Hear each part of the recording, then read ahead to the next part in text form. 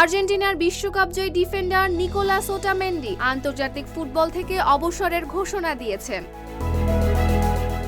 ৩৮ বছর বয়সী এই সেন্টার ব্যাক সামাজিক মাধ্যমে এক আবেগঘন বার্তায় জানান, সদ্য শেষ হওয়া বিশ্বকাপ ফাইনালই ছিল জাতীয় দলের জার্সিতে তার শেষ ম্যাচ। ১৭ বছরের আন্তর্জাতিক ক্যারিয়ারে তিনি আর্জেন্টিনার হয়ে খেলেছেন ১৩৯টি ম্যাচ, জিতেছেন ২০২২ সালের বিশ্বকাপ এবং ২টি কোপা আমেরিকার শিরোপা। বিদায়ী বার্তায় ওটামেন্ডি বলেন, বিশ্ব চ্যাম্পিয়ন হওয়ার স্বপ্ন পূরণের সুযোগ করে দেওয়ার জন্য তিনি আর্জেন্টিনার প্রতি কৃতজ্ঞ। একই সঙ্গে ভবিষ্যৎ প্রজন্মকে কখনো বিশ্বাস না হারিয়ে লড়াই চালিয়ে যাওয়ার আহ্বান জানান তিনি।